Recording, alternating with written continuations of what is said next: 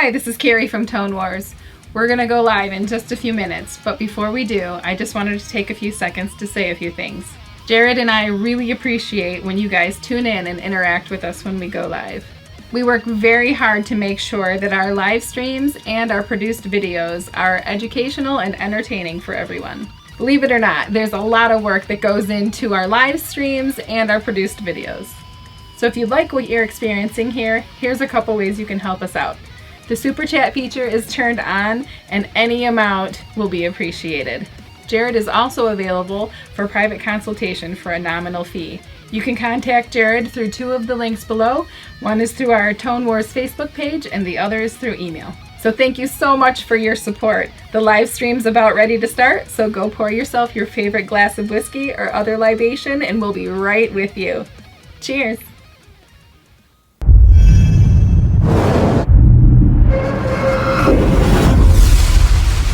Welcome to Tone Wars.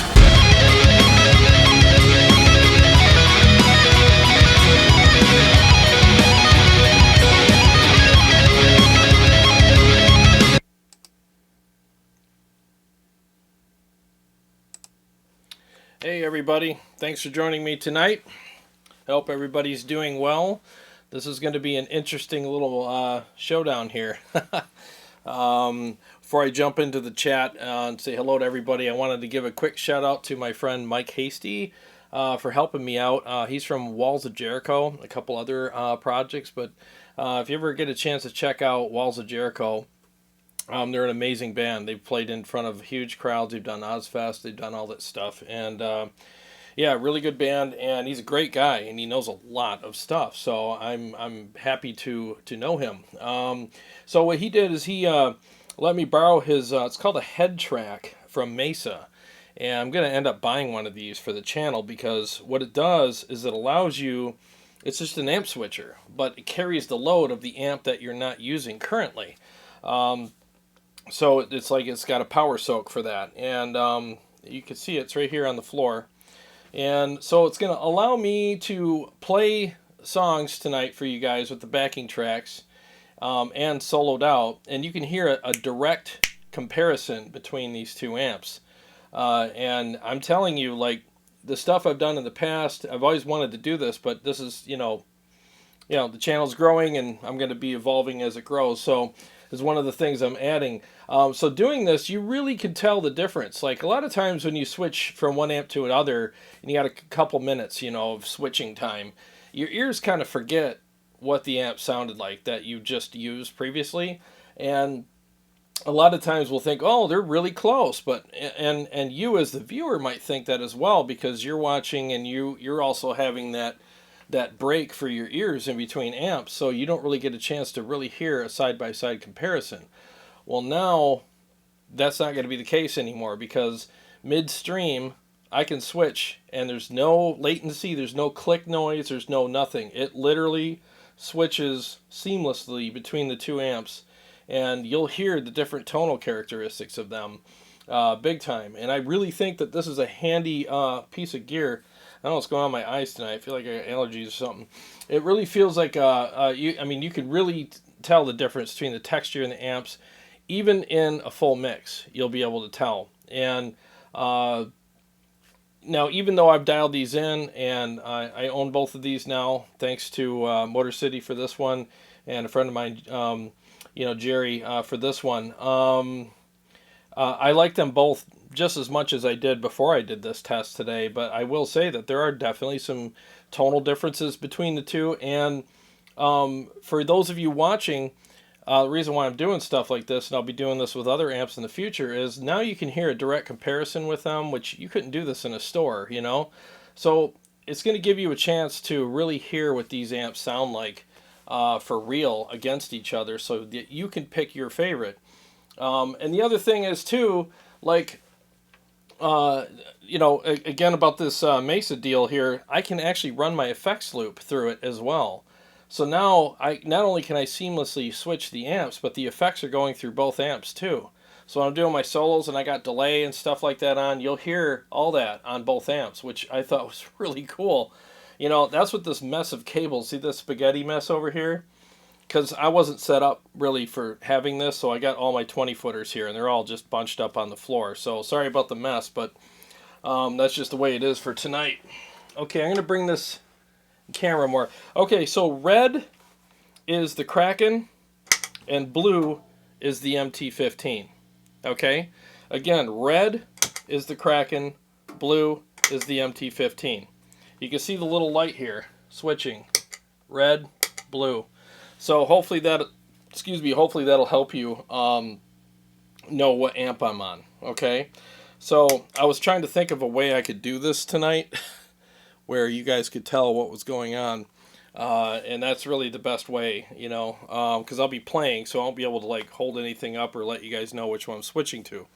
So again, thank you, Mike, for turning me on to this awesome product, and I will definitely be using this more and more for the episodes, because again, for you guys, I mean, to get a direct A/B comparison is the idea here.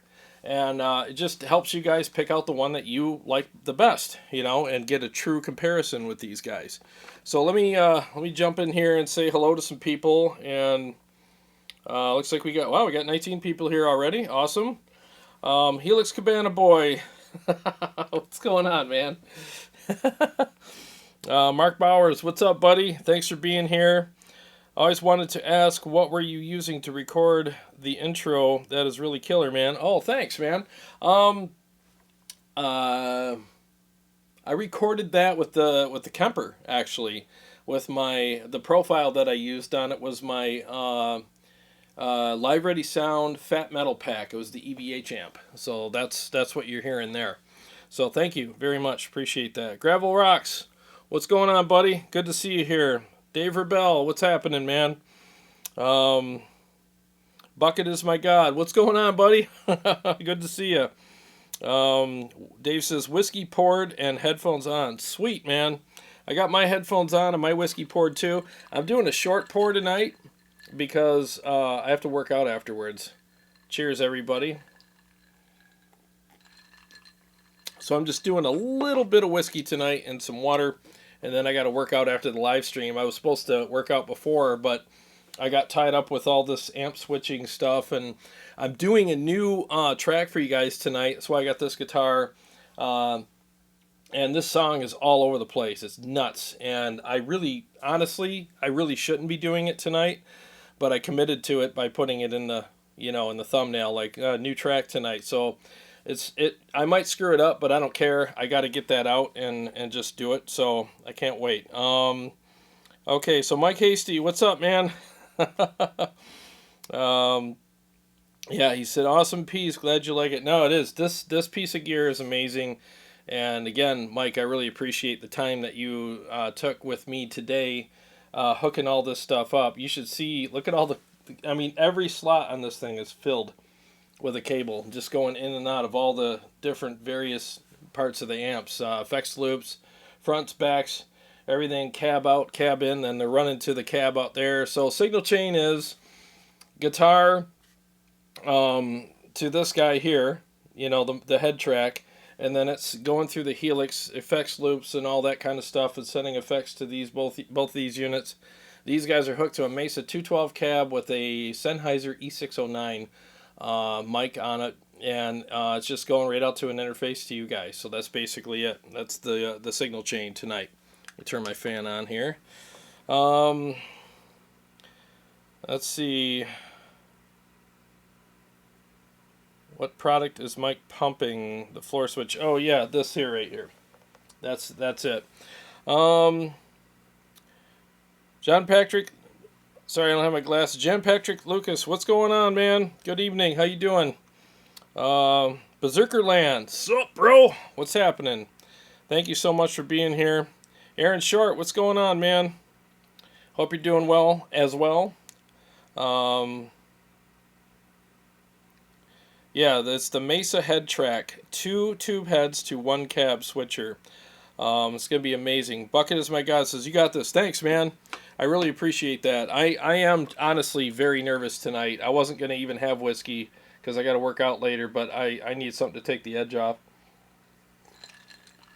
Because I'm playing a new song that I'm really not ready for yet, but and I'm switching, so I got to keep track of when I should switch, when it's appropriate to switch, and I try to work on that stuff earlier. So, so without further ado, and before I give you guys my thoughts on these amps, as far as what I'm hearing, I want to see what you guys are thinking as well. There's definitely a very noticeable difference between them. And again, depending on what you're looking for in an amplifier, you might like one over the other. So, or you might like them the same. It does. I don't know, but they definitely have their own thing going on for sure. So, let me ask you guys something. Do you want me to go ahead and play the mix first, and then we can go back and forth between the amps by themselves afterwards, or do you want me to do the amps by themselves first, then do the mix? So I'll wait for you guys to tell me what you want to do, and then we'll go ahead, and the majority will win on that, and then we'll just go ahead and move forward. This is filling up quick. 26 people. Thank you all so much for coming. I really appreciate this. We're going to make this worth your while.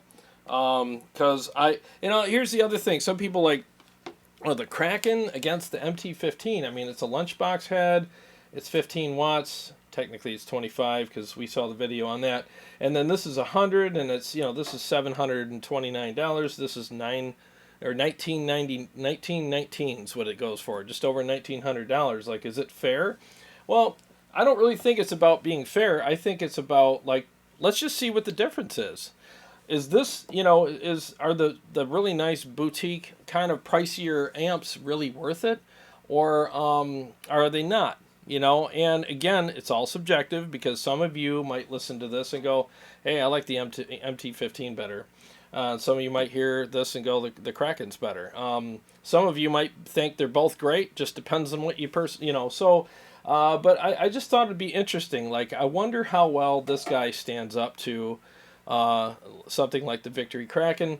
And I also did it because every time I do a show on Wednesdays, people always ask me, and I love it. I don't mind people asking me, by the way, how does it stack up against the MT15? Because everybody knows how much I like it. So that's one of the reasons why I'm doing it. Those are the reasons why I'm doing it. I just thought it would be really interesting to see how it goes. Because again, sometimes people are just on a budget and they want to make sure that the amp that they're getting is more of a budget type amplifier. At least it'll hold its own against other really expensive amps, Now, I dialed in the MT15 to sound as good as I could get it, the way I like it, and I did the same for the Kraken. And some of you, just in case you're wondering, like, why don't you try to make them sound the same? You can't. You cannot make this amp sound like this or vice versa. It is absolutely impossible. So what you got to do is just make them sound as good as each amp individually sounds by itself. And that's what I did. Because I did try to make them sound the same. It's not going to happen. The voicing on these two amplifiers is way different. I mean, this literally has, it's an English accent compared to an American accent. It's pretty much what's going on here. Let me see what you guys are saying here. Okay. Let's see here. Mix first, amps first. Mark Bauer says mix first, amps first. Wow, it is kind of even on the votes here. Shoop says they will sound the same in the mix. We'll find out, won't we? Berserkerland, what's going on, man? They sound great, but I could probably find a profile for my Kemper and a million other amps for $1,900. That's true. It is true. You can find a lot of good stuff out there. John Claudio, true. Return Dakota, what's going on, man? The Kraken wins for its features alone and having one of the best effects loops I've ever heard. Yeah, I mean, the Kraken does have... I mean, I'll go over the features. Please remind me to do that, when we're done here. You know what? Let me do that real quick. Bucket is my god. Dude, thank you so much for the super chat. Dude, seriously, you've been really cool to get to know and very supportive, and I'm honored to know you, and I appreciate that very much. You're awesome, dude. Thank you very much. Yeah, yeah. Thank you for all the support, everybody, and you know, thank you so much. Bucket is my god. I really appreciate that very much, Brent. Okay. Okay. So feature wise, this is 15 watts. The Kraken is 100. This is not MIDI controlled. The MT15 is not MIDI controlled. The Kraken is. You can control this through other MIDI devices if you use the control switcher by Voodoo Labs. It converts MIDI to a TS or TRS. So it can work. I've done it, and that's it does work. But you have to use a workaround with this. The nice thing about the Kraken is not only is it MIDI control, but all these switches here on the front and the back are also MIDI controlled, like the boost, different EQ settings, all that kind of stuff. You can assign volumes, master volumes to whatever channel you want. I mean, it's really cool. I mean, the way that this is set up, it's a dream. You know, the Kraken also has, it doesn't have a resonance knob. It has like a resonance button. It just releases the low end big time. And or if you want to tighten it up, you push it in and it'll tighten it up. The PRS does not have that feature. Both of them sound absolutely fantastic. Quick story about the PRS MT15. I reviewed it, I don't know, month and a half ago, and I brought it back to the store because I borrowed it to review it, and then a couple days later, I was like, I have to go buy that amp. I just can't. I can't exist without this amp, and so I went and bought it, and and here it is. And I have done many videos with it, and I still love this amp. It's a very, very good amp, especially for the price. But if you're willing to part with more money and you want to get something that's really, really, really unique, and you'll probably be the only guy that walks into a venue carrying this, then the Kraken might be for you. Because it really is very, very unique, as you will hear tonight. Okay, so you're probably all going, just hurry up and get to the tracks, okay? So why don't we, I think it was pretty even on by themselves and the tracks, so let me just start with the tracks. I'm going to do this one song that I'm not ready to play, but I'm going to do it anyways. And afterwards, I will cycle between the two amps. So we're going to start with the Kraken, and then you'll see when I'm pushing the switch, like you can see right now, that's blue, that's red. So you'll see which one I'm on. So again, red is Kraken, blue is the MT15. All right, so here we go.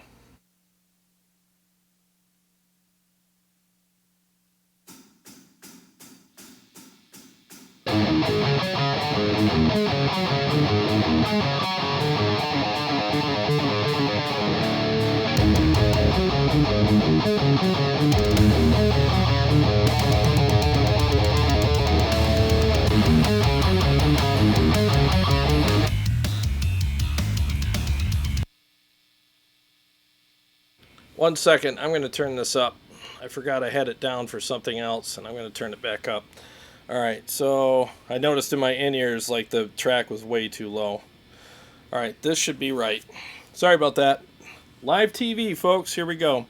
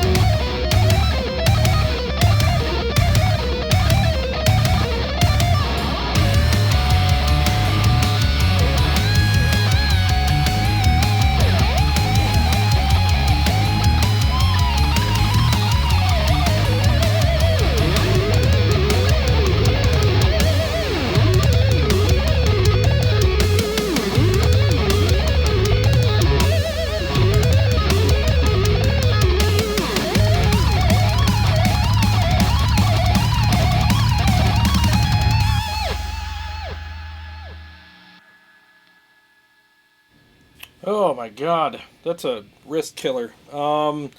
Yeah, so what did you guys think as far as the mix goes? I apologize for the first run around there. This mix is a little different, and I had to adjust some things on the iPad for that. But yeah, the guitar was way too loud. So, anyways, yeah, I thought that sounded really good in my ears. I think the mix was good enough where you could hear the difference, and there's definitely some different characteristics that we'll get in with these. And what I'm going to do too is in a minute here I'll read a couple comments, and then after that I'm going to go through these by themselves, and you'll hear the difference between them. Let's see here. Aaron Lucas, what's going on, buddy? Good to see you. Let me think here. Warm Chord, what's going on, Jay? How you doing, buddy? Vox Pathfinder, what's going on, buddy? Good to see you. You're right. Bucket is my god. He said the Kraken sounds tighter in the mix. You're right. There is a difference, and I'm going to show you that. And it's, you know what? Let me do this. Let me go ahead and play them both. So the first one's going to be the Kraken, so pay attention to the light here. The blue one, there's the red one. So I'm going to cycle between them, just playing the same stupid riff so you can hear the difference. Here we go.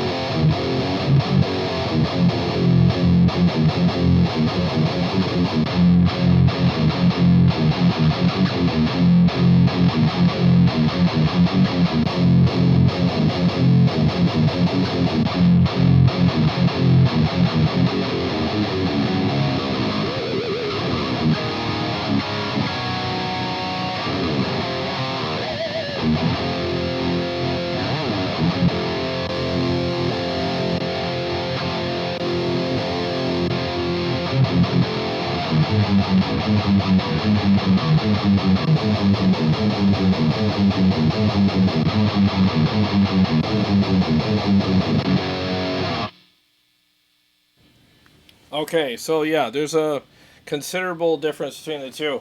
So here's what I noticed in my in-ears, and because the mic's going to pick up, the differences for the most part, but in the room, there's definitely, like, whatever you're hearing different-wise is a little more exaggerated, because I'm capturing the full cab as opposed to a part of the speaker with the mic. So the main differences I noticed between the two is the Kraken's definitely got a tighter, a little more aggressive sound to it, especially when you're doing the palm mutes and stuff like that. They're very percussive, very aggressive, very articulate.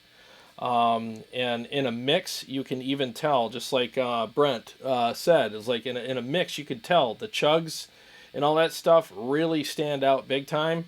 The PRS sounds amazing. Turn this, there we go. The PRS sounds amazing as well. It's just got a woolly kind of sound to it. It's woollier.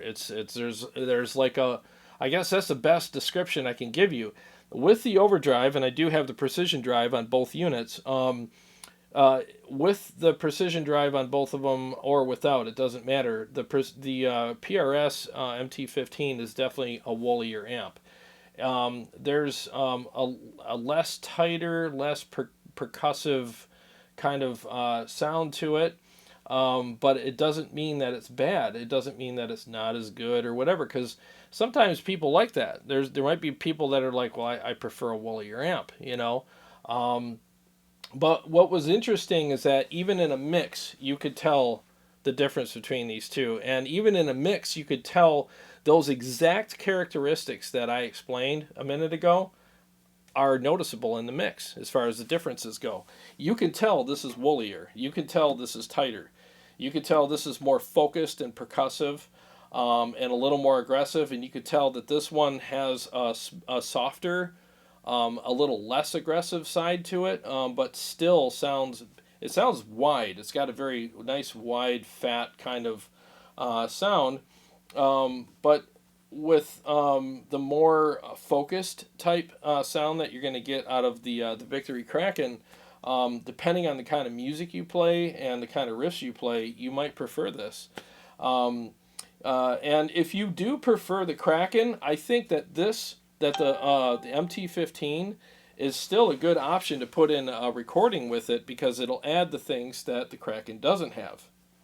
You know, so it'll kind of, if you're looking for something that's going to be a little woollier and kind of give it that kind of flannel, for lack of a flannel shirt kind of tone in with that. I mean, it would give you that and fill in the mix very nicely with all of that.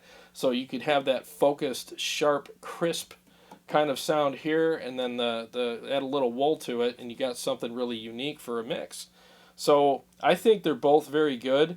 I mean, truth be told, I always want to be honest with you guys and not be all PC and stuff.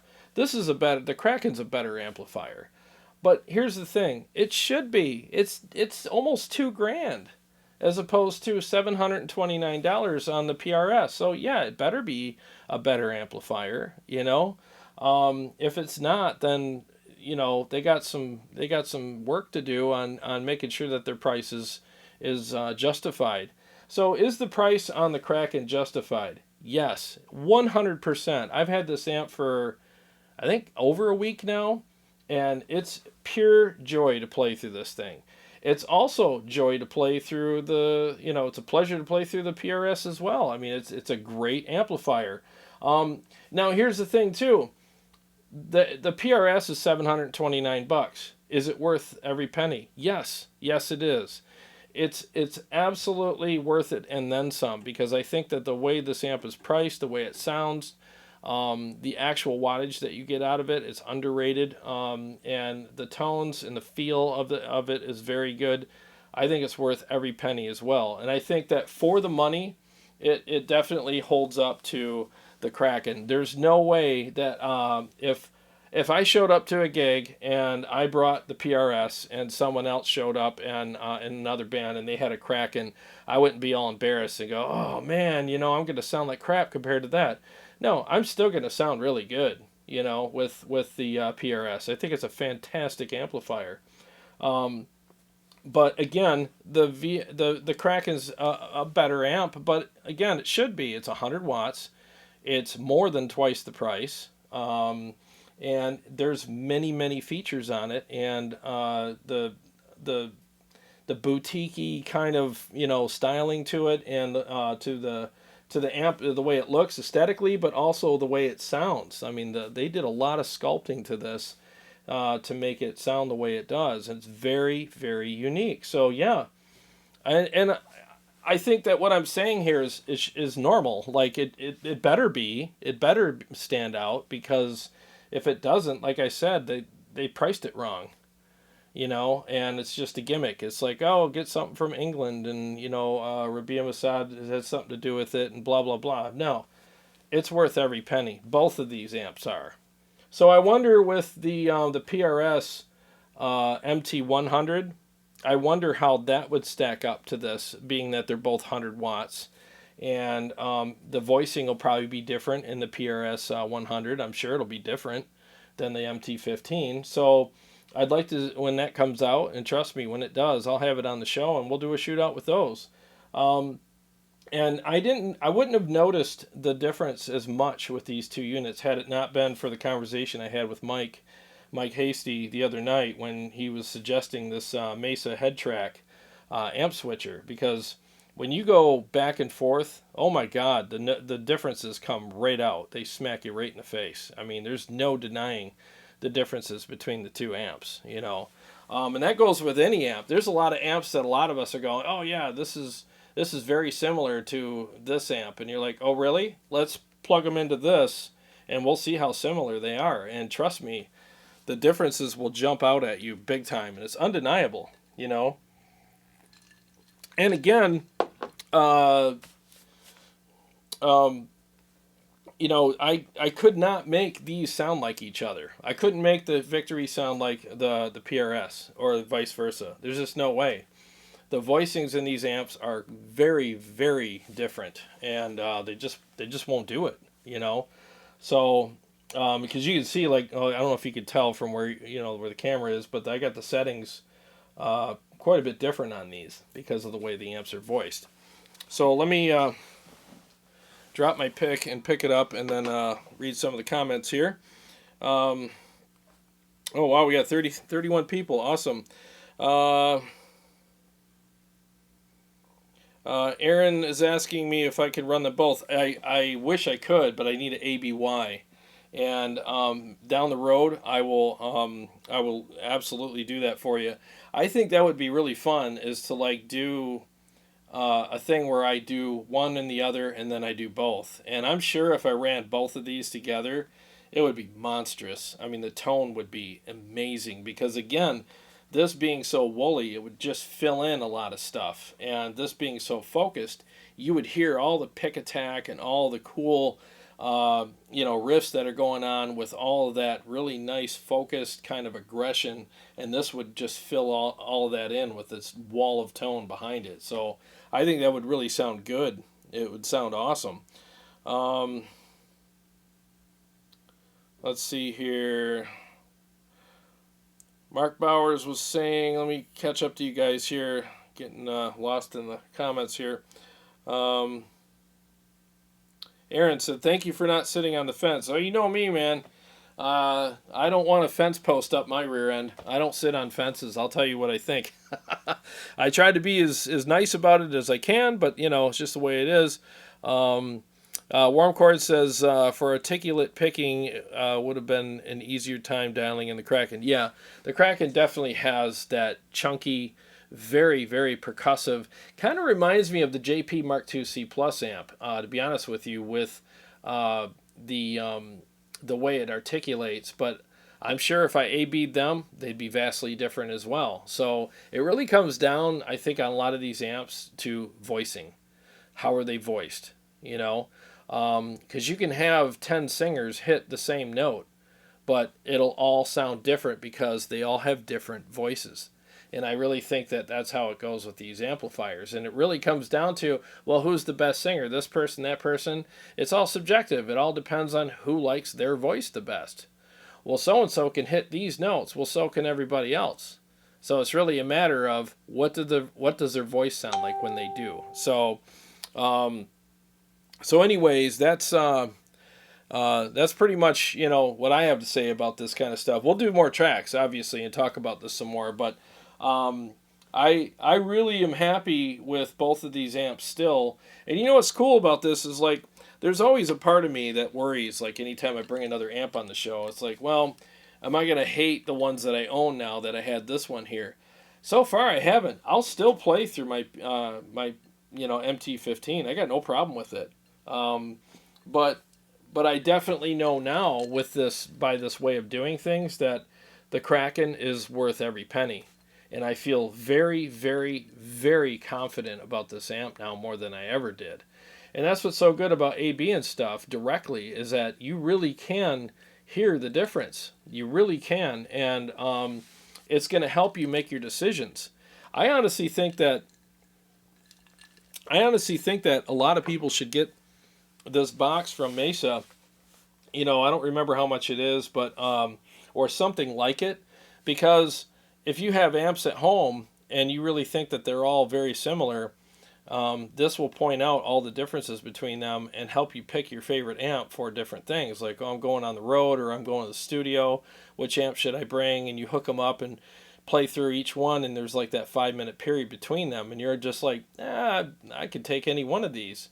Well, if you do it this way, you'll definitely make a decision a lot easier, especially if you just want to keep it real with yourself, And like Mike and I talked today, he's like, what you're going to end up doing is you're going to find out that this amp has this stuff and this amp has this stuff, and you wish it had the stuff that this one did, but you also wish this one had the stuff that that one did, and you'll end up dialing them in to try to make them sound similar as you can to each other, and they'll basically kind of mimic each other the best that they can, but they still have their own voicing at the end of that. And that's kind of what I did, but then I just kind of gave up because I was like, again, there's no way I can make either one of these sound like the other. It just won't happen. And that's cool because, again, depends on what you want, you know. So I'll definitely get to some more tracks in a minute here. Let's see here.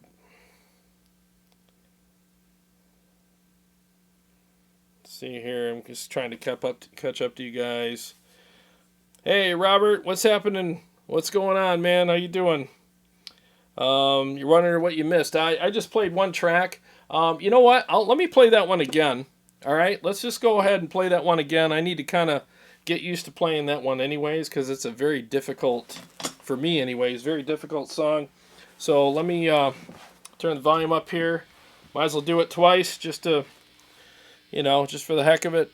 Let me turn off the mic here and we'll go.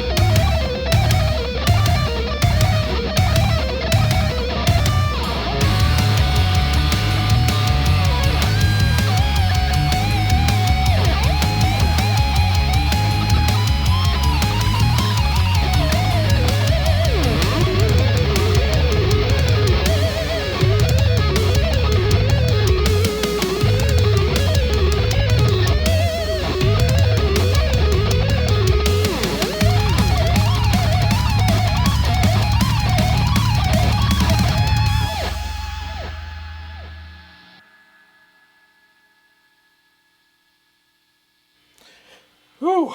Okay. God, that's a wrist buster. Jeez. Yeah, so I switched back and forth between them as good as I could. It is so confusing. I'm trying to play this song and I'm like, effects, amps, switching. It's so much to keep track of. Yeah, I got to get used to this if I'm going to be doing this every Wednesday. Holy cow, that's a lot of brain stuff going on.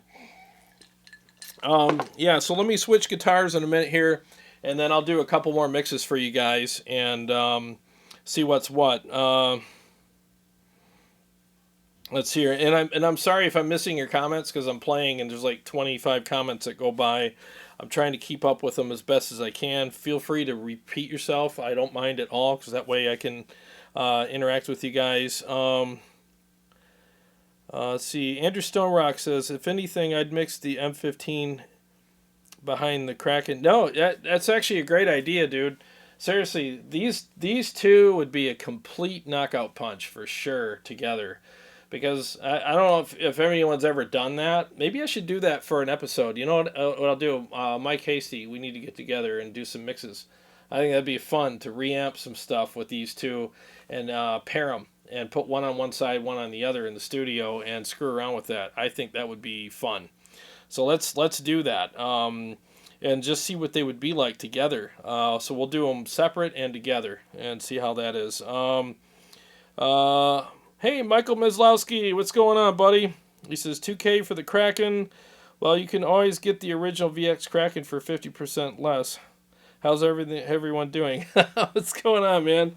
Yeah, it's $2,000, but I'll tell you what, man, it really is worth every penny. I've had this thing for over a week now, and oh my God, just the features alone, along with the tone, the way it feels, the flexibility of this amp, just outstanding. I mean, it really is. And what I like too is like I want to go out and perform shows now again. I haven't performed, locally in several months here, and this thing's making me want to go out and play again because I just I want to show off my amp. I want to bring it and see how it sounds on stage, and it's such a cool conversation piece because you bring something like this with you. Everyone's like, dude, you got a Kraken? Like, yeah, and they're gonna, oh, I want to hear that, and it's a great way to make friends. No, I just think it's cool, So Gravel Rock says that the Mesa switcher's $399. Yeah, it's worth it, man. Because I'll tell you what, this thing is amazing. It's great for recording, for reamping in the studio. You hook everything up once, and you just switch between them. It's that simple. And again, if you really want to find out like how much better you like an amp than another, or if you want to find your favorite amp in your pile of amplifiers, this thing will definitely help you with that. I mean, big time, because you can't. The proof is right there. Yeah, it's you can't deny. Like, all right, one's better than the other, and that's why I'm not a fence sitter with it. I like the Kraken better. Again, that doesn't take anything away from the MT. It's a freaking phenomenal amp, and I'm glad I have it, and I'm not going to get rid of it. I love this thing. But if I really want to impress and I really want to go out and make like a huge impression wherever I'm going, I'll probably bring the Kraken because I mean it's just like I said, it's amazing. But neither one of these guys are going to collect dust. I'll play them both equally because they're phenomenal. Oh, Michael, thank you so much, man, for the super chat. Very much appreciate that. He says, I know it's worth it. I have the VX Kraken and relish it. Great job as always. Thanks, bro. Appreciate it. And good to see you here. It's been a while, huh? You're probably hanging out in the hot springs, aren't you? Yeah, it really is nice, man. I've it's funny as I hear all this hype, everyone's like, oh, the VX Kraken, blah, blah, blah, and they're amazing. And, a lot of times you get these hyped up products and there's two things that happen. Either they're hyped up and then you get them and you're like, this is so not. The previews were better than the movie, right? And you're like, all the good stuff was in the preview. The movie was just so full of filler. It just sucked, Or what happens is, they're so hyped up, you're expecting so much because they're hyped up that you're disappointed because it just didn't live up to the overly hyped expectations in your head. But the Kraken did not do either one of those in any way. It did not disappoint me at all. It's worth every freaking penny. It's amazing. Watch my episode, my live stream last week when I played through it, and I was so inspired with one of the songs. I was just like, buy this thing. It's stupid. It really is. It's just a great amp. Very unique. Again, very, very unique. It's got its own thing going on. And there's nothing out there, I think, that can mimic every aspect of the voicing of this amp. It really does sound incredible. And it's only 27 pounds, like Aaron Short said. So it's easy to carry around. It's pretty small. I mean, look at the MT-15. That's a small lunchbox amp.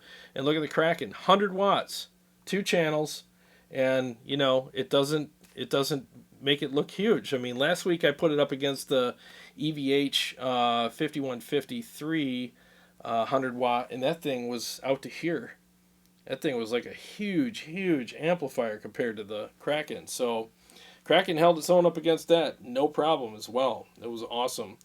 Um, Vox Pathfinder says it seems like your modeler days are over. Yeah, my modeler days have been over for a while. I prefer profilers, so like, and I know you're probably saying that covering all those things, but technically, yeah, I'll probably never use modeling again. I think modeling is not as good as profiling. I still love my Kemper. It's up in my living room. I played it yesterday for about 3 hours because I'm actually got four more songs for you guys, but I got to write solos for them. So I was using my Kemper because you can record a loop and then practice and write over that loop.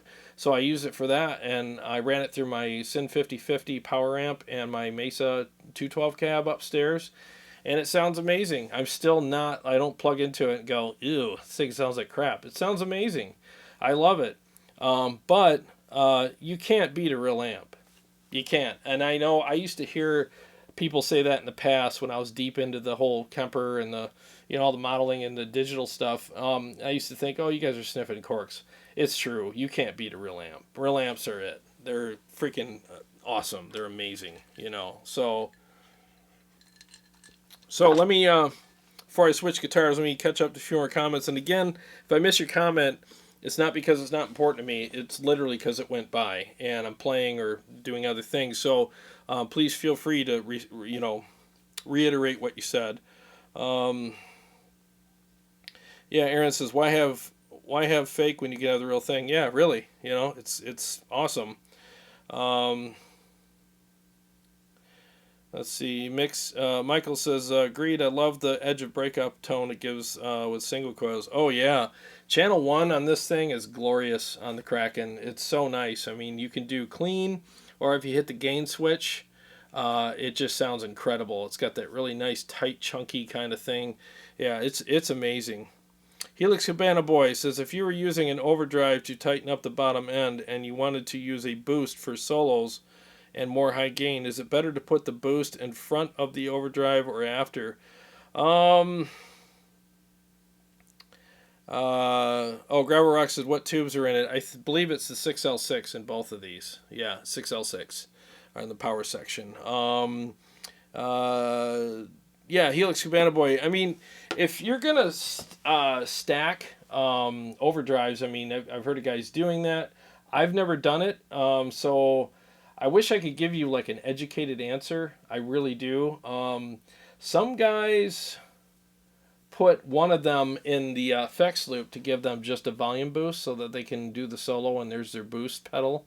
So you could do like a clean boost in the effects loop, and that'll nudge you up a couple dBs or however many dBs you want for your solo. But if you're going to slam an amp with an overdrive and then you want more gain for the solos, and you want to stack another one with it, just be careful with too many stacked overdrives, because what overdrives also do is they cut low end. So what could happen is, with your first overdrive pedal, you've cut a lot of low end out of the amp, and then you put a second one on there, and now it's like dual castration on the amp. It's cutting too much of the balls off of it, and it could thin it out too much. So you want to use something like almost like a clean boost, and put a little, clean boost, and see what that does. And just play around with it, and see. Again, some of what I'm saying is theory, because I honestly don't do that. I just use one overdrive for the whole thing. And what I try to do is, if you have two gain channels on your amp, you can set one up to be like a rhythm, like a tighter, chunkier kind of channel, and then your second channel for your leads, you just raise the saturation, just raise the gain up for that.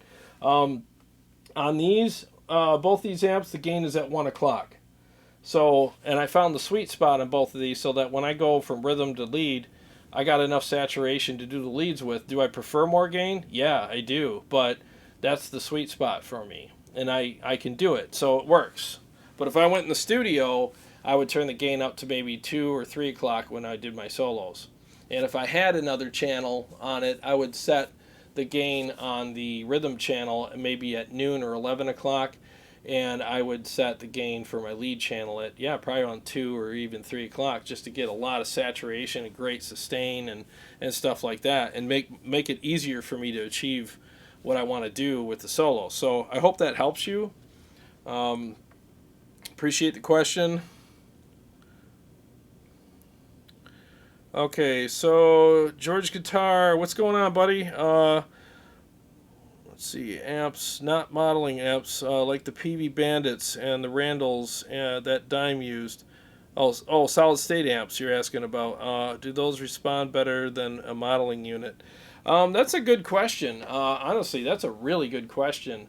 I haven't had the opportunity to shoot those out against each other, so I really don't know, to be honest with you, and any answer I give you would be theory based, and I don't want to mislead anybody. So until I shoot them out, against each other directly, I really don't know the answer to that. That is a great question, though. Yeah, maybe like a pedal platform amp with drive pedals in front of it. Would that respond better than a modeler? One thing I can say is the Kemper, if you use a good profile on it, responds extremely well. So I really don't see how a solid state amp with a distortion pedal and an overdrive in front of it would respond better than a Kemper or vice versa. At least with the Kemper, I think you're going to get that great, if you get a great profile of a real tube amp. I mean, it does capture the essence of the amp very well. And I love that little weird compression-y thing that the Kemper does that makes everything chewier. So again, I haven't shot them out directly, but if I was to guess, I would think the Kemper would sound better. As far as a modeler like Axe-Fx or Helix, I don't know. I really don't, because I don't really like the way that Axe-Fx and Helix feels as far as their amps go. They feel okay, but I highly prefer the Kemper to those. So that's what I'm basing it on, So let me do this. I'm going to switch guitars, get the red one here, and do a couple of songs with that.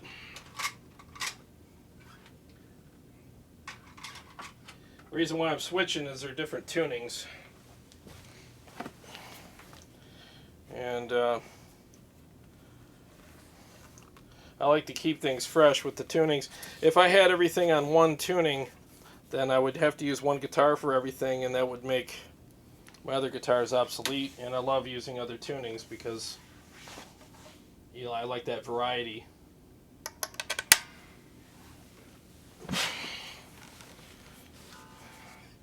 Alright, let's just do a couple of back and forths with this guitar so you can hear that. And then I'll come back and talk for a second, and we'll do a couple more mixes.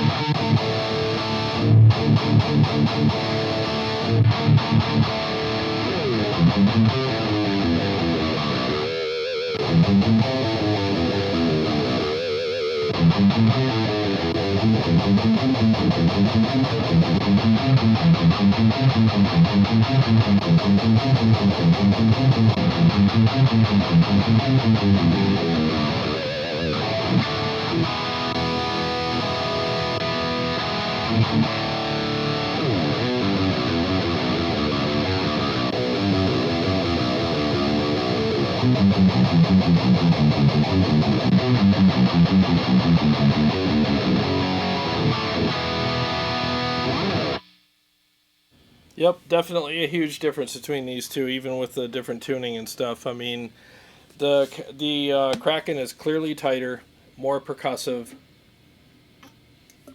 and more focused. And the MT-15 again is a woollier amp, and there's like an effervescence on the high end. It's a little fizzier. There's almost zero fizz on the Kraken. And this definitely has some fizz to it. Now, fizz gets a bad name. People, fizzy, blah, blah, blah. No, fizz is a good thing. If you have if you don't have too much of it, it's kind of like when you pour a beer into a glass and then, 3/4 of it fills up with all the foam and the fizz. I mean, that's not a good thing. But if you pour a beer into a glass and you got that nice, the head on top, it's like an inch thick, and you scrape it off with a knife, that's good fizz. And that's what the MT-15 has. It's got a good amount of fizz to it, and I think it fills the glass nicely, if that helps, you guys think about it right. So this is not a fizzy amp, but when you compare them, you can hear the fizz in the MT-15 when you switch back and forth. And I never noticed it before until I got the switcher, and me and Mike were down here this afternoon. We were both like, oh my God, big difference, But see, the thing is, though, is in a mix, fizz is great. It helps the amp do its thing in a mix. Another amplifier company who are famous for fizzy amps is Mesa. You ever played a freaking dual rec? I mean, you'll know what fizz is. They're fizzy. And I don't mean that as a derogatory comment. The fizz is how they make high end, where this is more of a percussive, tighter, kind of more focused high end. So it's like the fizz is like narrowed down, and it's just like this focused version of it, where here it's like in a wider top of the glass, and it's about an inch thick, where here it's maybe like a 1/4 of an inch thick, and it's narrow. And I just found that the chewiness also that the Victory Kraken has is amazing. It's very chewy, very tight, and this is more of a woolly kind of thing again, but it still has enough chewiness to it that it makes me enjoy playing it. So even like when I'm switching back and forth on these, but when I'm in the mix and stuff like that, I'm not going, oh, this is great, and then switching to the other going, oh, this is disgusting, or this is terrible, it doesn't feel good.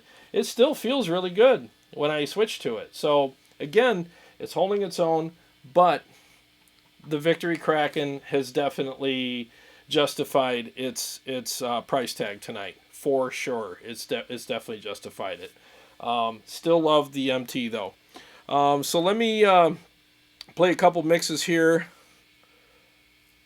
Oh, Cabana Boy says, what is the name of the amp switcher? This is called the Mesa Head Track Head and Effects Loop Switcher. I would highly recommend that you guys get this product. It's probably the most affordable one out there if you want to switch amps and still have a power soak in the product, or else you're going to blow your amp. So it does have a power soak. Let's see here. Return Dakota. I believe he said the blue light is the MT-15. Yes, the blue light is the MT-15. The red one is the Kraken. I should have, in hindsight, made the red one the MT-15 because it's red. It lights up red. So in hindsight, I should have done that. But Jeff Cornell, Jared, would you be interested in demoing the Splun Quick Rod? Oh, yeah. Yeah, absolutely. In fact, Mike's got one of those, and he already offered it to me. And said, yeah, you can demo it anytime. So I'll definitely do that. I appreciate the question. Yes, I will definitely have that on. I almost had it on tonight, but I decided to do the MT-15 tonight just for giggles. But the Splun will be on here for sure. Let's see here.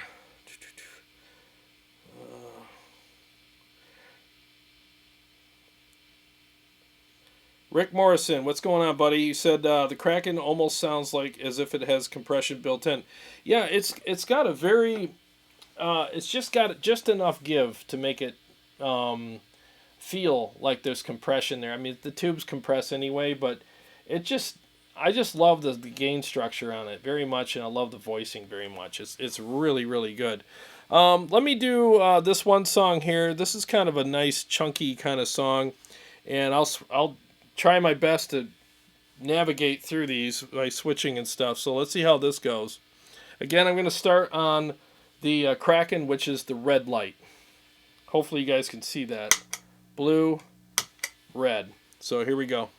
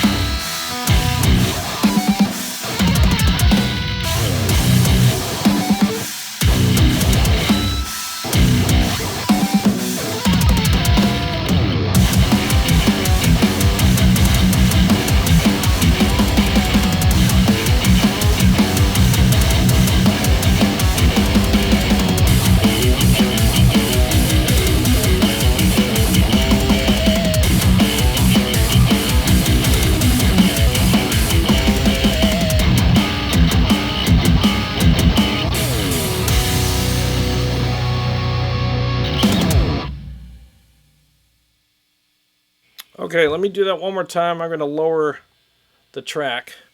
I think the backing track was a little loud on there. I got new mixes, and they're all kind of different in volume tonight for some reason. Let me do it one more time. I'm going to start again on the Kraken.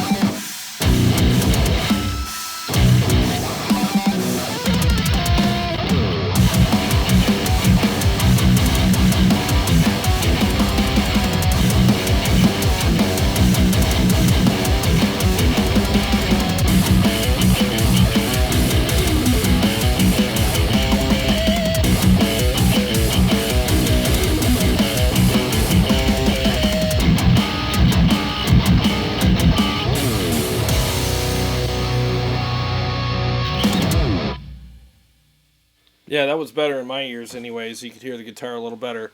Okay, so I'm really hearing the texture more on the Kraken, especially on the really palm muty, chuggy notes. I mean, there's definitely some more texture on there, and yeah, I just think that it really stood out in the mix the way I wanted it to. And what was amazing to me too, and a lot of this stuff is, in a mix, a lot of people say, in a mix it doesn't matter. Well, I think we just proved that it does. So if you're looking for something that's going to really articulate your notes, your playing, especially if you do a lot of single string runs, single note runs, and stuff like that, the Kraken's definitely going to bring a lot of that out. If you play like big power chords and stuff like that, the Kraken will definitely articulate that stuff very well also. But I think that the MT-15 will be a very good choice for you as well. If you have the funds, get the Kraken. Again, I think it's definitely earned its money tonight for sure, by far. But again, for a budget amp, the MT-15 definitely is one of the best ones out there. It really is. You could take this to any gig with pride and play it, and it'll sound fantastic. And everybody in the room will love how it sounds, and they'll be blown away at how big it sounds, especially for how small it is. And the clean channel on it is also very good. It's well built. The thing is amazing. Like I said, I would play it anytime. But I honestly think that, again, the reason why I did this tonight too was to point out, like, some of the boutique amps out there that are asking a hefty price for what they're doing, I don't think they're worth it. I don't think that some of them really stand out the way that they should.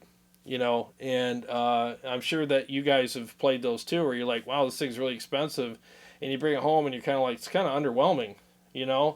I don't see why there must be some kind of legacy kind of thing attached to this price, because I'm not hearing it. I'm not feeling it. I'm not hearing it. The features aren't there. There's some amps right now that are out that are very expensive. They have no features. It's just a clean and a dirty channel. No MIDI, no switching, no nothing, no extra switches or anything on them. It's just a plain amp, and it's like, really? That you're going to charge that much for something like that when you can turn around and get something like this? Perfect example, the Soldano SLO 30 watt, $2,500. And I'm going to tell you right now, if I can get my hands on one and bring it down here, we will shoot these out. And I think this Kraken will spank it like a junkyard dog. It will just beat the snot out of that amp, especially with the features, the voicing, and all that kind of stuff. I really think that it would kill it. I really do. And it's less money, and it's 100 watts, not 30. You get more features, That's the kind of stuff I'm talking about here. I honestly think that the Kraken would kill it. And I know some people think, well, yeah, it should. It's 30 watts. Well, 30 watts compared to 100. Yeah, it should. But it should also be priced accordingly. And it's not. You know, the slow 30 is going to be $2,500 freaking dollars. I'm sorry, but you put that up against an amp that's, or priced less, and it beats it. That's pretty sad. So that's kind of what my thoughts are. I know it's all conjecture at this point, but I don't see it beating the Kraken. I just don't. Not for that kind of money, at least. Again, the the MT-15 definitely is worth every penny, and it definitely proved that tonight. It held its own up against the Kraken. It sounds great. It doesn't sound like a cheap garbage amp next to it. It sounds different. It's not as focused or tight, but it doesn't sound terrible. It sounds really good. It's just a different voicing. So I think that these are, I think it was pretty fun to do this tonight and really see the difference between the two. Let's see. Trouser Snake. Oh man, the Kraken is laser sharp. No, it is. It's so tight and so focused. And it's so easy for it to stand out in the mix with all the good stuff that it has. The articulation, like I'm really hearing like all the stuff that I do really stand out in ways that I really like it. I can almost hear the pick scraping against the strings. It's almost that articulate. In fact, dare I say, I can hear that. It's got that scrapey, really articulate kind of thing. And can you imagine that being double tracked in a studio? God, that'd be just glorious, man. It really would. Jeff Cornell, spank that monkey and sling that Kraken. That's right, man. Oh, man. Let's see. John Patrick, glad you just said that, referring to the Soldano. Way overpriced. No, thank you. I'll read one more comment. We'll get back to that. Friedman, also too expensive to be... See, Gravel Rock said, Friedman, also too expensive. The BEOD pedal, just as good.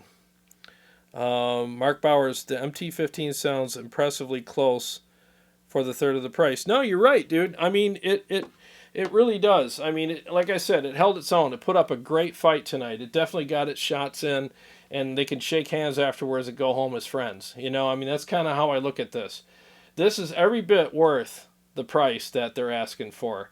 And you know how you can get a cheap amp, and I'm not saying this is a cheap amp, but let's just say, for instance, like, a Bob's amp, okay? It's $450, and it's such a great value, and you bring it home, and you're like, wow, this sounds really good, and then you put it up next to, like, a boutique, like a Kraken, and then you're like, oh my God, that amp's not so good anymore.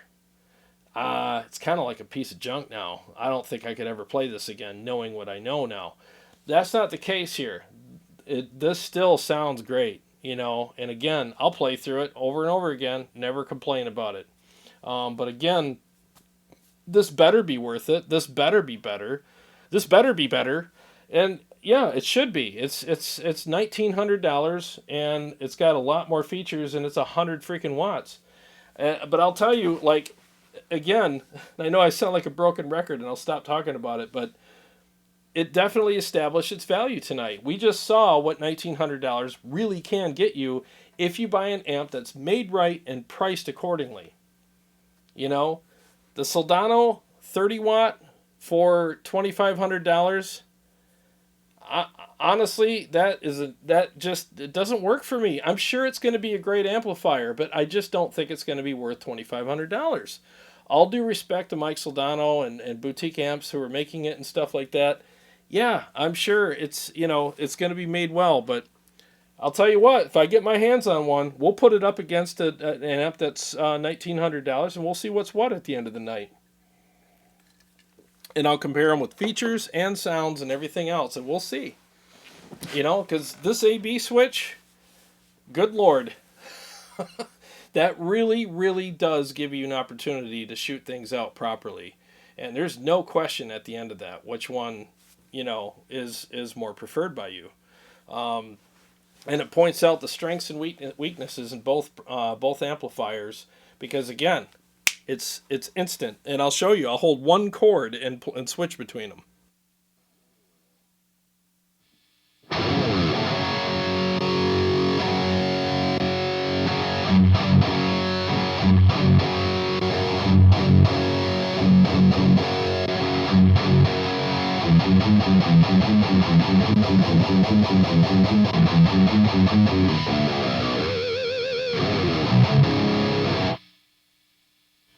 Yeah, it's undeniable. There's a difference. You can hear the top end completely sounding different, reacting different on the PRS than the Kraken. So, and even like with the Friedman amps, I mean, they're very pricey.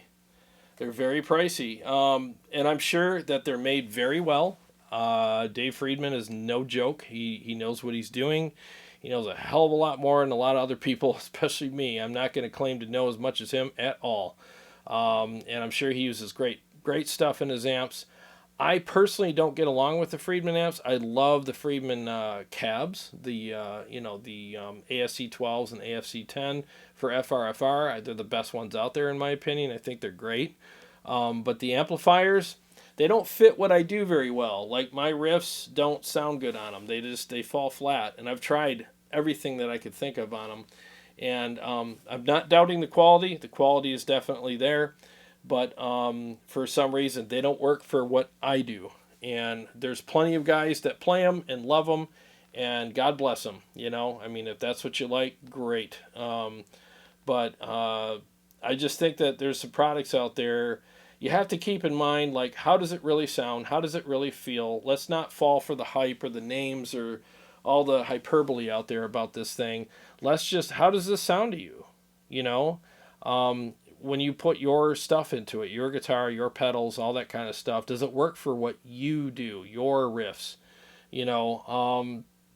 And you just have to really make the judgment based on that. And then there's the price, like there's the features and the price. Some amps are feature rich, but they sound kind of terrible, and that's how they kind of justify their price. Then there's other amps that sound amazing and they have zero features, but they justify their price because they sound amazing.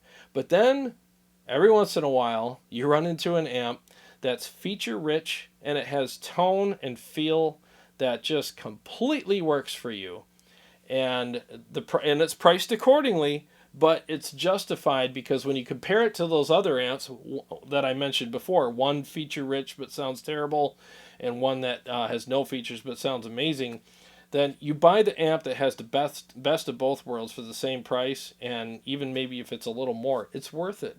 And that's honestly what I feel like with the Kraken. I feel like the Kraken is the best of both worlds. You have all these features, you have killer tone and feel and all this stuff, and the price is, it's $1,900, but you know what? It's worth it. It really is.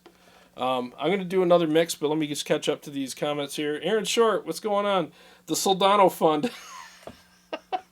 All right, so here's what we'll do. Everybody pitch in, and once we reach $2,500, I'll order one. And we'll have ourselves a fun little live stream. Wouldn't that be fun? I'm kidding. Don't do that. Jeff Cornell, Brittone amps have pretty impressive slow copy. Oh, really? Yeah, I want to check that out. And again, no offense against Soldano or people that own them and love them. They're great amps. It's just a matter of, this is a great amp, but if they priced it at $5,000, I wouldn't buy it. Because I just won't spend that on an amplifier. I don't care if it's dipped in gold and it cuts the grass on Sundays. I mean, it has to work for me the way I want it to, or else I'm not going to buy it. And there are like these legacy type companies out there that are making stuff, and they're basing their prices off of what their legacy products go for because they're not made anymore. And they're like, well, gosh, you can buy my old whatever amp for $5,000. So if I make a new one, I should charge $5,000 for it. No, you shouldn't, because if they raise that painter back to life that died 10 years ago, and that's why his paintings are all expensive, guess what his paintings do? They go down in price. Why? Because he's back to life and he can paint again. You just resurrected your company by making stuff again, so you can't base your prices off of what your stuff's going for that you can't find anymore, because now you can find it. If that makes sense, that's just kind of what I think, Let's see here. Gravel Rock says the H&K Grandmeister 40 Deluxe is with it. Yeah, I want to check one of those out as well. Aaron Short says, do you have a Friedman Synergy module? Yeah, I got the HBE, and I played it for a couple hours, and it literally sits in the box. I don't ever play it. That's the VH4, the HBE somewhere. I'm actually going to sell it. They're, like I said, they're great amps. They really are. If they weren't, no one would buy them. It just doesn't work for what I do. You know, I like a big, fat, full sound. I just find that there's frequencies in the Friedman stuff that are not there that I'm looking for, and I prefer the top end in other amps. It's just I just like the way the other amps are voiced over a Friedman. Let's see here. Mark Bauer says, how about Mesa versus Kraken? You know, we could do that because my friend Mike Hasty, if you're still in here, let me know. Mike's got a bunch of Mesa amps, and they're amazing, so we could definitely shoot those out. What I like about Mike, too, is that he's not married to anything. You know, he's very open-minded, and he's very, like, honest and very able to just go, yeah, I like this better or that better.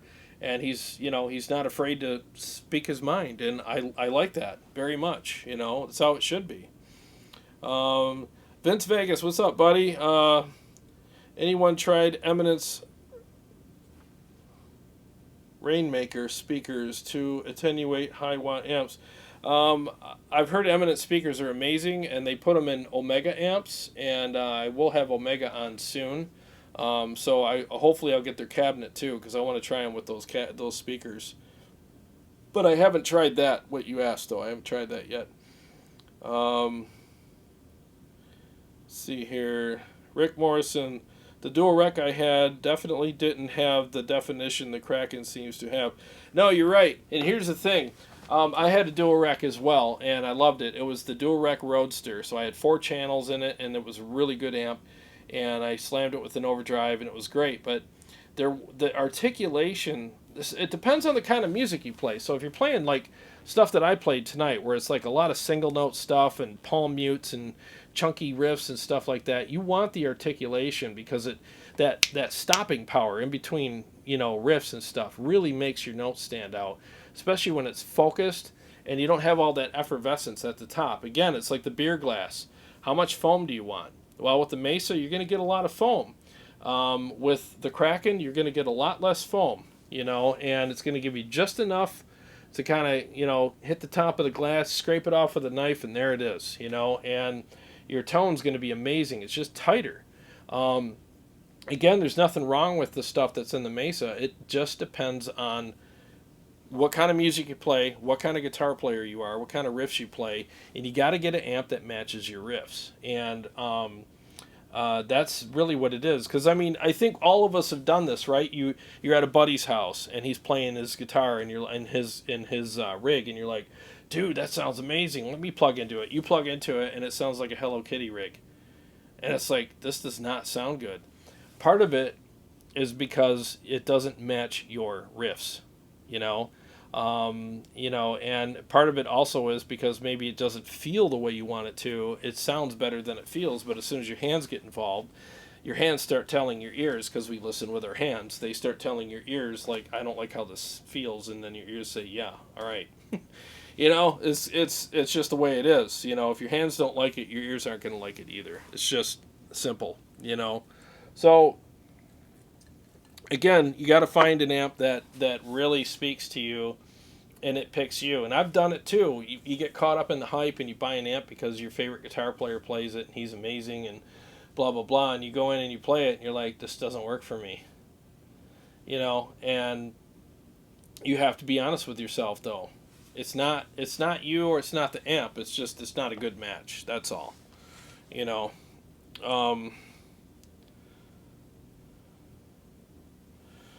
Sean Christopher, what's up, buddy? What do you guys think of the Mesa Road King amp heads? I heard they're great. I heard they're amazing because they have the 2 effects loops, and there's a lot of other features on them. I have yet to play through one, but I heard they're really good. J. Rod Thompson, what's up? What's up, buddy? Let's see here. Jen Patrick Lucas, the Bugera Oh, is a monster for the money. I love it. No, I heard that those are good. Fricker did a review of those, and he said that they were really good too. They're just, I think, if I remember, what he said was you just don't want to tour too much with them because they're not, as far as the dependability aspect, when you get thrown in and out of a truck all the time, was the only thing. But he said they actually sound pretty damn good. So, yeah. Let's see. What do you think of the? Okay, I'm just catching up to you guys. Love the beer glass analogy. No, thanks, man. I try to come up with stuff on the spot that kind of puts a picture in your mind, right, of what I'm saying. So, yeah. I don't always hit it, but usually I try my best. Um, let's see here. There's Sean Christopher says there's definitely something special about the early dual rec modern channel voicing. Super rich sounding and really responsive feeling. No, you're right. I mean, if you really want a super responsive Mesa, then I would go after the JP Mark II C+. Holy crap. That amp crushed. And it was super, super responsive. It was very much like the Kraken, but voiced differently. But it had that tight, very percussive sound and feel to it. Very focused, and I liked it a lot. Let's see here. Warm card music. Let's see. Are we at least likely to see on Tomer's Fender Twin reverb? Probably not, man.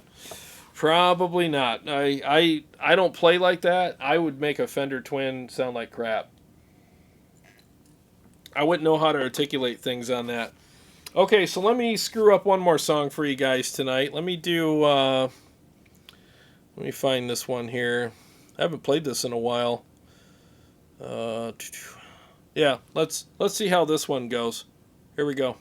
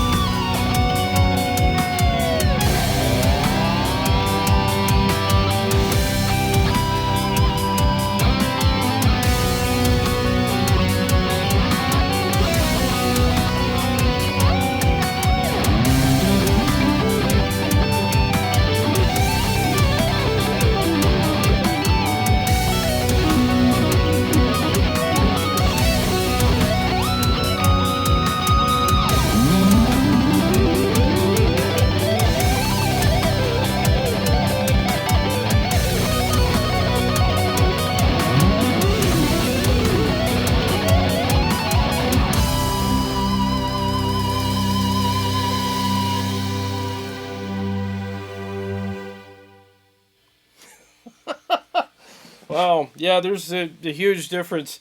I got to practice doing these songs and switching because every time I switch, I don't know, it just throws me off. And I'm trying to maintain all this stuff here along with my playing. So yeah, sorry about the mistakes, but yeah, that song really pointed out the differences between the two amps. As far as what I'm hearing with my in-ears here. Again, love them both still, but that song really helped point out the differences between these two. This definitely has more articulation, and the woolliness really came through on that song. So, yeah, that was very interesting. It was very educational for me, anyways. That's my first time playing that with those side by side. So I hope you guys like this new feature here that I'm going to add to the show, because I really think that this feature absolutely shows a lot of great differences between products. Okay, what do we got here?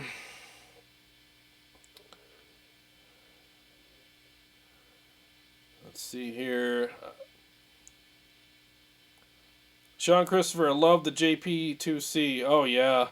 A much tighter sounding amp, and I would love that. No, dude, I reviewed that a couple weeks ago on here, and that amp just absolutely crushed. It was just knocked it out of the park with everything. The leads, the rhythms, the clean channel, the effects, the switching, how easy it was to use the switching and stuff like that on it with the Helix. I mean, it just sounded absolutely incredible. I don't have anything bad to say about it. The only thing, this isn't a bad thing, but the only thing I would like to say about it just is that if you've never dialed in, turn this down here. If you've never dialed in one of those types of amps before, you're going to be confused, because it's not an amp that you can set everything at noon and tweak from there at all. You definitely have to do some research on that amp. And luckily, Petrucci, because it's his signature amp, he did a bunch of videos about how he dials things in on it. And he actually had screenshots on YouTube of all the settings. And so I was watching on my phone, and I just took screenshots of each thing. So then I came down the basement and applied all that. And then I started playing, and then I kind of fine-tweaked it from there. But that got me off to a good start. And man, that amp is just incredible. What an incredible amplifier. And it's so different. Like when you hear Mesa, you think, oh, it's a dual rec with an EQ. No, it's not. It's not even the same amp at all. It's almost like it was made by a different company. You know, that's how different it is. It's not even a cousin to the dual recs. It has nothing to do with them at all. It's a completely different branch off of a completely different tree. You know, I just really enjoyed that amp a lot. Thought it was absolutely amazing.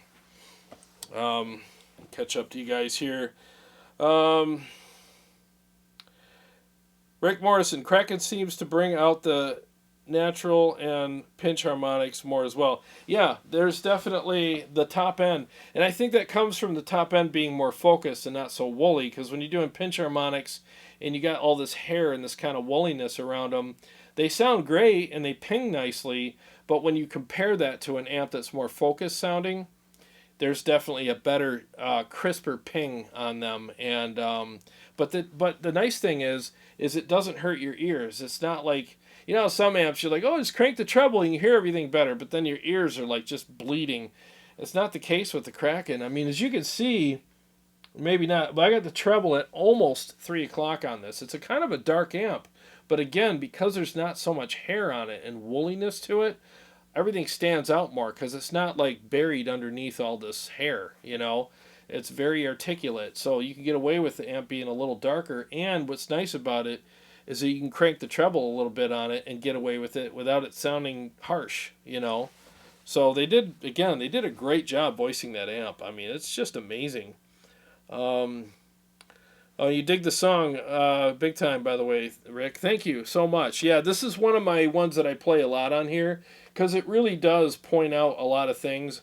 I wrote these songs to test amps to, and I wanted to do it in a musical way, so it actually helps me. There's like a slammy kind of thing, big open chords, you got some chuggies, and then you got a solo, and it just helps. Like, by the time I get done playing the song, it's like we've kicked all the tires on the amp, and we did it in a musical way. So thank you for that. I'm glad that you like it. Thank you.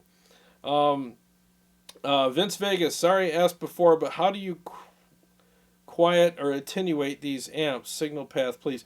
Oh, all right. So no problem. And again, if I miss your question, please ask. Again, that's what this is about.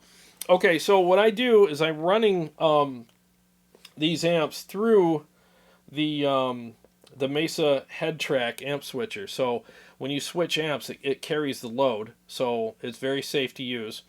And it also allows you to run your effects through it. So both these amps are hooked up through my Helix, which is the Line 6 Helix with the effects and stuff. So, and what I'm doing with the Helix is all you're getting is from the Helix is effects. There's no IRs, there's no amp sims in there that we're using. This, you're hearing straight amp to a Mesa 212 cab that's mic'd with a Sennheiser E609 and out to the interface and out to you guys. There's no EQ, there's no compression, no nothing. It's all raw. So there's that, and then how I'm attenuating them is because I'm running them through the Helix as well, as far as the ins and out and all the routing and stuff on it. I can actually attenuate them with the volume on the Helix. So I can turn the volume all the way up or all the way down on the Helix, and it'll adjust the amps accordingly. And turning it down further on the Helix allows me to also crank the volume on these amps because, oh shit, ooh, that was loud. So if I was to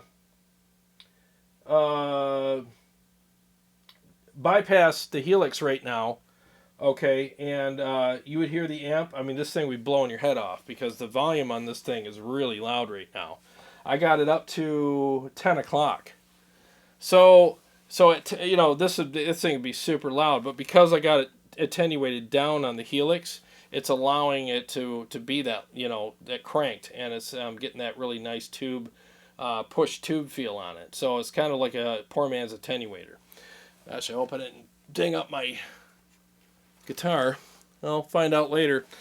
Scared the crap out of me. It's so loud in my ears. So anyways, yeah, so I hope that answers your question.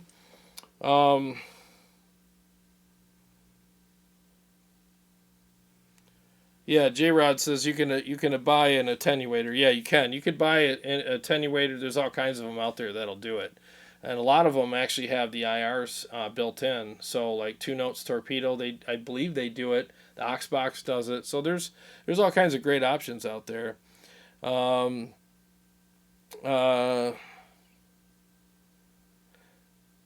Jan Patrick Lucas, you're doing awesome. You're juggling a ton of things here this evening. I'd be so overwhelmed. Thank you so much. No, thank you. I appreciate that.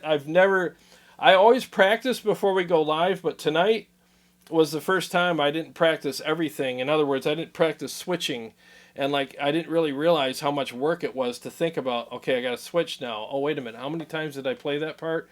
Oh gosh, here comes the solo, and I got to switch, and I got to turn on the delay, and yeah, it's crazy when you sit down and think about all the weird little things I got to do. So I appreciate you guys your support, and again, sorry about the bad notes, but man, I'm literally going crazy here trying to keep track of everything. And I keep thinking about when's a good time to switch. Maybe I should switch now. And then I get done with that. Wait, what was I doing? And it's pretty unnerving. Let me unhook this here. Andrew Stonerock. JP marked series for sure. Yeah, it is. It's a great amp. It really, really is. Let's see here. Oh, cool. Gravel Rock says, I thought you would like Tone Wars, Rick. Glad you joined every Wednesday and Sunday. Thanks, man. Yeah, I mean, this is fun. I thoroughly enjoy hanging out with you guys. I really do. This is fun. I learned a lot of stuff, too. I've met a lot of great people since I started doing this that have reached out to me. I've actually got some really heartwarming messages sent to me by some people, and I might read some of those on air because they really, really meant a lot to me when I got them. And I've met a lot of really, really cool people since doing this. So just doing that, meeting everybody, has just been worth it. And a lot. I want to meet all of you someday. Like I've met some of you. It'd be nice if if I could meet all you guys. I mean, it's it would be so cool, But maybe someday that can happen. Let's see. Rick says I'll be here every time from now on. Thanks, dude. Thank you so much. Like I said, we do this every Wednesday night. I don't always do shootouts, but I thought it'd be fun to do it this time and last week. And next week I'll have something completely different on there. I might just have one amp on, and I'll do a bunch of mixes for you guys and stuff like that. And I usually do more music, but tonight I just wanted to kind of concentrate on the differences between these two, talk to you guys a little bit, and play a couple of songs. And it was a little unnerving playing tonight, to be honest with you, because of all the stuff I got going on here. I'm kind of nervous to play because I feel like I'm going to totally crap the bed at any moment while I'm playing here, and it's out on YouTube forever. So it's a little unnerving, but let's see. Don't they all color the tones? Let's see. I'm catching up to you guys here. Andrew Stone Rock. I'm recording vocals for my EP tomorrow. I'll send you a track to you probably Friday. No, cool, man. I'm looking forward to hearing it. That'll be awesome. Gravel Rock said, thanks for the Personas tip. Going to order one. Oh, you're welcome. Yeah, I got mine sitting over on the desk right there, and it works just fine. I mean, that's all I use. I mean, I try to keep things really simple here. And one of the reasons is because I feel like if you have a show and you're showing amps and how things sound, whether it's an amp or a modeler or a profile or whatever, and you're running it through like $10,000 worth of gear before it comes out to you guys, am I really showing you what it sounds like? Or am I showing you what it sounds like? It's kind of like when you go to any fast food joint and you look at the menu and they got the food up there and you see the pictures and you're like, wow, that looks really good.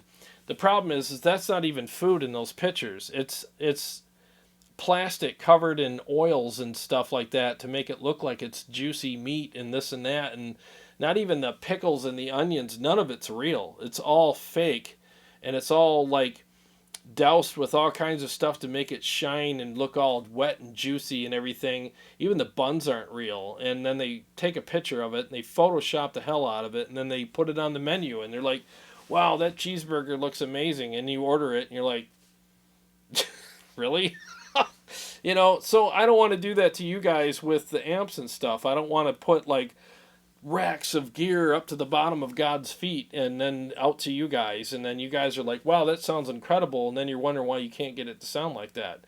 Well, yeah, when you run anything through skyscrapers of gear, I mean, it's going to enhance everything so much that it doesn't even sound natural anymore.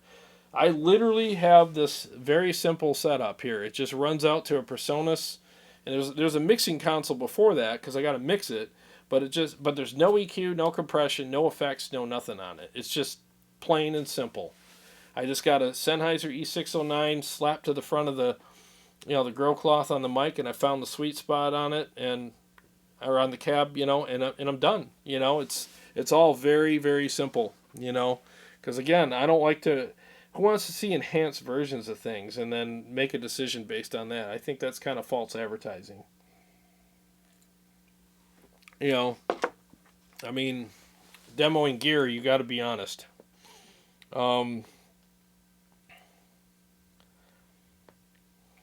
Let's see, Helix Cabana Boy. You should get Carrie in there with her amp switching boots on to help you out. I'll tell her you said that. She could definitely switch them. That would be fun to have her here to do that, because then I could just concentrate on playing. But I like because I'm trying to think about when I switch. Like, I should switch while I'm playing the same riff so that you can hear it in context, how this riff sounds on this amp and that amp. So I'm always trying to do that. So there's so much math going on in my head while I'm playing, but I'm sure we could work that out with her. Gravel Rock says, mention you're in Carrie's band so Rick can look it up. Yeah, it's Anastaci, Anastaci. We're on Spotify. You can look us up. We got a few songs out on that. It's a newer project, so we don't have a ton of stuff out, but I appreciate, if you looked it up and, you gave us a spin, that would be great. I'd really appreciate that. Let's see. Mark Bauer says there's also still a split second that it takes when you switch amps. So it's not you, man. You're doing awesome. Thank you. Thank you. Yeah, I appreciate the support. Honestly, I was very nervous before going on tonight. I really was, because I'm like, if I screw the pooch tonight on my channel, it's going to be so embarrassing. If I hit all these bad notes and I get kind of, because you know how I'm like that. Like, I literally, when I play, and I have strategic moments that I move this up before I do multi-finger tapping stuff. And if I move it up in the wrong spot, I'll actually think that I'm in the spot that I normally move it up in, and I'll actually start playing that. Like, I'm like Ron Burgundy when it comes to stuff like that. If you put it on the prompter, I'll freaking read it. It's the same thing with this. Like, I have to do things in a certain order every time, or it'll throw me off. And then all of a sudden I'm like lost. So that's kind of, and so like tonight, this added something to what I do and the order of what I do it. So I was constantly fighting tonight as to where I was. And I'm surprised I didn't make more mistakes, to be honest with you. Okay, it would be great to hang out and meet everyone here. Maybe a Tone War convention get together in the future, Jeff says. Oh, dude, that would be absolutely fantastic. In fact, I'm working on some stuff with Motor City Guitar right now, and the owner there, Marty, great guy, great store. He wants me to do some clinics there. So I would do basically the same thing I'm doing here, except at his store. And it would be nice if, anybody in the local area or, even tri-state or whatever could come out and we can all have a hang as well. And I could do like a live clinic there we bring all the gear and just go through all of it, have a great time and interaction with people. And my goal with that, I would go live as well for the people who can't make it. I would actually live stream it, like I did at the brewery a couple months ago. But my goal with it as well is for people to bring their guitars, so that, let's say I'm doing this, A-B comparison right here. Anybody who wants to, in the middle of the clinic, I could say, anybody want to come up and try this stuff out? Line, a couple guys. I can bring like 3 or 4 guys. Like, come on up, take turns, and we could sit down and have you go through these and flick the switch and try them out for yourself and get your thoughts on it as well. That's something that I would absolutely love to do, because that's really what it's about. The clinic isn't just about me playing and saying this is what I think. No, it's about me sharing that with you, but also asking you to come up and concur and find out for yourself if we're on the same page with it. And if we're not, that's fine too, because we're all different. So there might be people that come up and prefer the Kraken or the MT-15. So it just depends. But at least you have a chance to do that, because you know how it is. God bless the music stores, but it's hard to go in there and pull a guitar off the wall and dial stuff in and all that stuff. I need a pedal, I need some chords, and or you can bring your own pedal board or whatever. It's just a lot of work. Where you could come in to a clinic that I'm doing and everything's all set up is, in my opinion, optimally. It's set up in a way where I think that these are optimal settings for me anyways, and they're actually good enough at least for them to be tested in a good environment. And you could do that, and like I said, be on the same page with me. And then at that point you could be like, okay, I get what you're saying now. Or you could say, I get what you're saying, but here's what I do, and then you could teach me something, because that's really what it is. I'm definitely not the end-all be-all, for sure.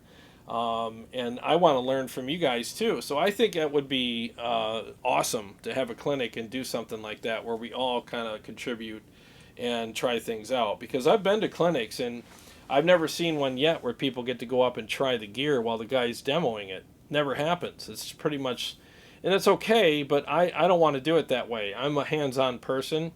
So I'd rather have you come up and get your hands on stuff too and try it out so that you can understand where we're at with it, So let's see here. Heavy metal barbecue. That'd be cool. I've done them. I've actually had Christmas parties and stuff like that with local guys at my house. So Yeah, it'd be cool. Gravel Rocks, Carrie, the boots will be on Sunday, right? Yeah, I don't know if she's in here, but hopefully they will be. Yes. um, Gravel Rocks, Tone Wars channel will be blow up in time. Keep it going. No, thank you. That's my goal. I really do want this to blow up, and I really do. And I know this sounds, cliche, but I really do want to keep it real for you guys. No extra gear, no extra stack to the heaven outboard gear to make everything sound enhanced. I mean, I want to keep it raw, real, and give you my real opinions on it. And I want you to have real opinions on things based on reality too, not a bunch of hidden, stuff behind the scenes enhancing everything. Um, let's see here.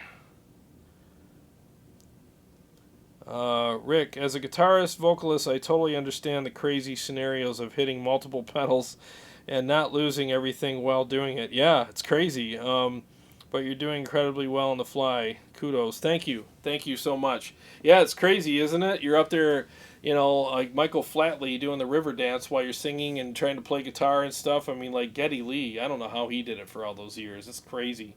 But if you rehearse it enough, you can do it. So that's what I got to start doing. I rehearse the songs, but I don't rehearse the tapping of the switch and all that. So I got to get used to that again. Andrew Stonerock says, go rent out a park for a day, bring your bands, bring some food and a grill. Everyone sets up and plays a set, sell some food, merch, whatever, networking it up, shoot some YouTube footage.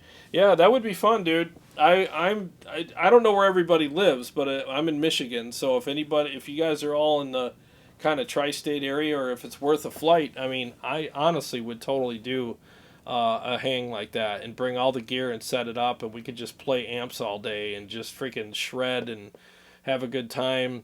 One of the things, I'm having a meeting with my band this Saturday.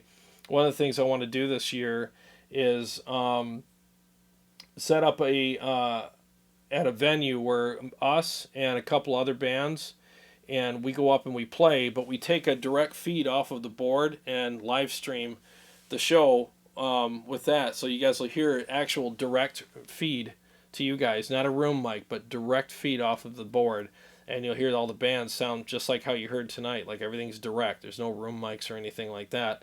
And it'll sound fantastic and look fantastic because it'll be on stage with lights and smoke and all that with a direct feed off the board. I think that would sound really cool. So we're working on that. Let's see here.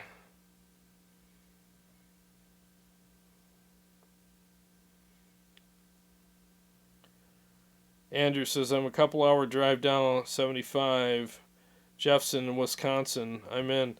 Dude, I'm going to talk to Carrie about this because I think that would be fun. Maybe we could plan something late spring or something and make a big deal out of it and all meet. That would be fantastic. I would really like that a lot. And like I said, I'll bring the mother load of gear too. We'll freaking do it up huge. And we could do that. We could do it at Motor City. We could do a thing where I do a clinic there and we could still hang and do all that. Do what we're doing right now, except face to face, and then you bring your guitars and plug into stuff. So, yeah, I mean, I'm totally open to that. Absolutely excited about it and would love to do it. Absolutely. So, remind me, too. Like, I get scatterbrained sometimes, but I'll talk to Carrie about it. We'll see if we can make it happen. Okay, so let me do this. Let's see here. I've been on... Was it 9:58? It's almost 10 o'clock. I went on at 8, so yeah, almost 2 hours here. Let me do this. I will do... What else do I have here? Let's do this one, and then I'll close out. So here we go.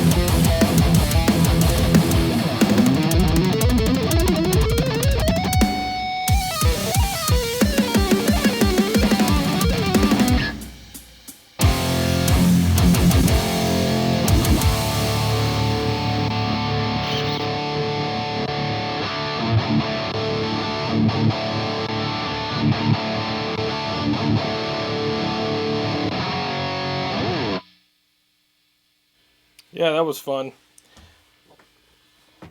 Well, all right. So to conclude, they're both fantastic. Depending on what you like, if you like something very focused and percussive, lots more features, and you don't mind parting with some extra money, the Victory Kraken definitely, especially when you compare it to other things, established its value 100% tonight. 100%, it's worth every freaking penny. If you like a woollier kind of sound with a little more effervescence or fizz on top, and again, fizz is not a bad thing, it's a good thing if you have a good amount of it. And you want something that's a little more affordable, but still has a very respectable quality about it tonally, and with the way it feels and sounds and everything else.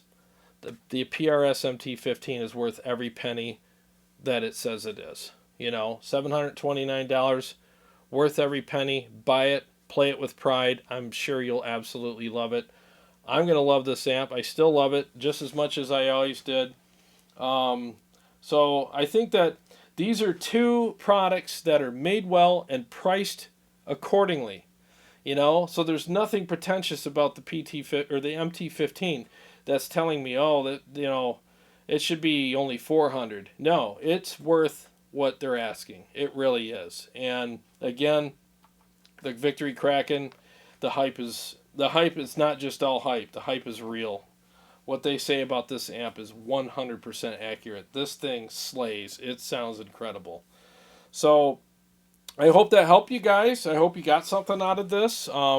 I sure did. You know, I had a great time hanging out with you guys. I very much appreciate you guys being here. I'm not kidding you. Like when I pull up my phone here and I see the chat and it tells me how many people are in here, it literally means the world to me to see, how many people are in here and see the familiar names and new names and all that. It means so much to me because we put so much into this, and it's kind of like, having a dinner party and you cook and you clean and you do this and no one shows up. It's disheartening. It could really crush your soul. So I love doing all that, especially when people come and enjoy the meal per se, if that analogy works for you. It really makes me happy to see everybody here. So I appreciate you guys more than I can say. I really do. And I hope that you got something out of this. Gravel Rock says he's going to be watching me and the Super Bowl on Sunday. Yeah, before I go, Carrie and I talked about whether or not we should go live on Sunday because of the Super Bowl. I mean, I'll stay live another minute or so, but even afterwards, please post whether or not you want us to do a show on Sunday, because we don't. I mean, we'll do it, I think. I just didn't want to go live and like, why is he going live on Super Bowl Sunday? Everybody's watching the game. You know what I mean? And I just didn't want to interrupt everyone's evenings or just do it because, and then have 3 people here, and it would just be weird. So let me know. I mean, no pressure either way. It's fine either way for us. But I just didn't want to go live on Super Bowl Sunday and have very low attendance, and then it'd just be weird. So because I understand it's a big day. A lot of people like to watch the game, have a few beers, and order pizzas and stuff, and I definitely don't want to put myself in a position where I think I'm as good as the Super Bowl, because I'm not. Aaron says we can always watch the replay. Yeah, it's true. Yeah, I don't like I don't usually watch it anyway, so it's I'm good either way with it. The only time I watch Super Bowl is a lot of times I'll watch it and it's just kind of stuff in the background while I'm playing guitar and practicing and stuff, and I don't have to hear what's going on. I can see it. So it's that kind of stuff for me. It works, and changing strings on guitars and polishing my guitars and stuff like that. It just gives me something to watch while I'm doing all that. So that's kind of what it is with me. Rick Morrison, you definitely have another devout follower here. Looking forward to the next one. Have a good night, everyone. Thank you so much, Rick. Seriously, that means the world to me. It really does. Thank you so much. All of you guys. Really appreciate you guys very much. John Claudio, gear football. Gear it is. No, you're right, man. That's how I am. I'll take gear over football anytime. Let's see here. Helix Cabana Boy, I'm in Australia, so I don't care about American football. I'm all about the rock. Yeah, I'll talk to Carrie. I'll see what's going on, but yeah, we'll see what we can do. Yeah, maybe we could do something like that. The anti Super Bowl, live stream or something. We'll figure it out. John Claudio, great performance as always, my friend. Thank you so much. All right, guys. Well, I have to hit the gym. It's arm day, and it's my favorite day of the week. So I got to go in and train my spaghetti arms. And I've been slacking off lately. I got to get it back. But again, I hope that you got something out of this. I hope you enjoyed it as much as I did. I very much appreciate every one of you for watching this. Seriously, it means the world to me.